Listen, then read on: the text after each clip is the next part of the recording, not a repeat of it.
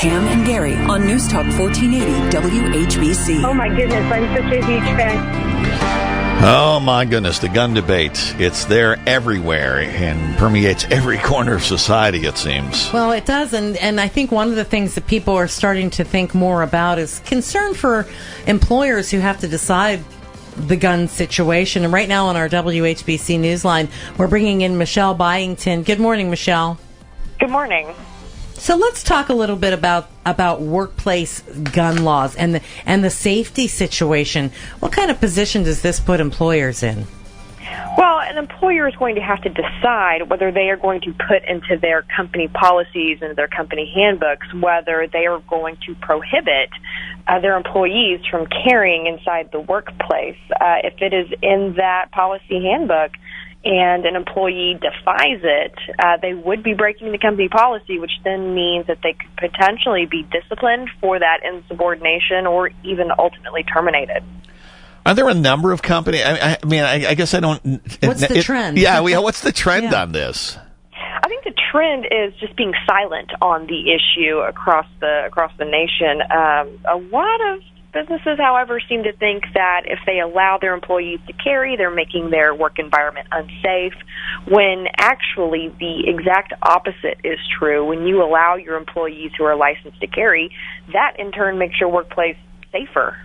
Well, I know a lot of the, I guess I want to say like gas stations and some of these fast food places, they actually ban guns in the workplace, and they tell people that if somebody comes in and is attempting to rob the place, just let them, right? And this goes counter to that.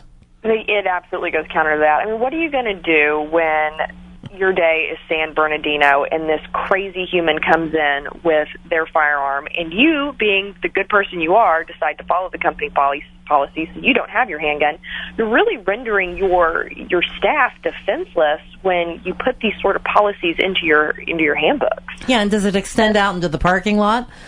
You know, Sometimes can you keep it in your car and that kind of thing? There are several states who have enacted these quote-unquote parking lot laws, which prohibit an employer from stopping a license holder from keeping a gun in their locked motor vehicle in the parking lot. So this is the time where our legislators have stepped in and said, you know what, enough of your company policies. You have trampled on our gun rights enough. We're going to allow people to keep them in their vehicle, regardless of what your policy is. Well, what is the opinion of most law enforcement agencies on guns in the workplace? I mean, I guess I get the feeling that they would rather you not, that you're not a professional.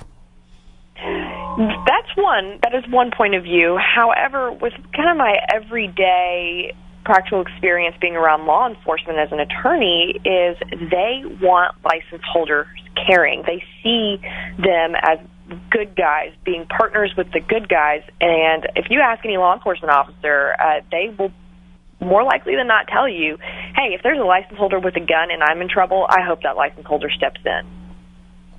Okay, well, I mean, I guess, like you say, it's going to be up to the employers to decide what they will allow and what they won't. That's exactly right. And you just you fall back on these horrible events that you hear about. For instance, there was that doctor in Pittsburgh who was unlawfully carrying in the hospital he was working. Lo and behold, some madman comes in and starts shooting up and killing one employee, I believe. Well, he pulled his handgun and stopped any further attack. And so you hear these stories, and you have to use your logic here, and that the only way to stop a madman with a gun is another good guy with a gun. Yeah. What happens to that doctor if he was unlawfully carrying that gun? Does he end up getting prosecuted by stopping the perpetrator? Probably. You know, the district attorney refused to bring charges. How about that? Well, that's good news. Okay. Very good. Well, we appreciate your time. Michele Byington, workplace gun law expert. Thank you. Thank you. Pam Cook and Gary Rivers.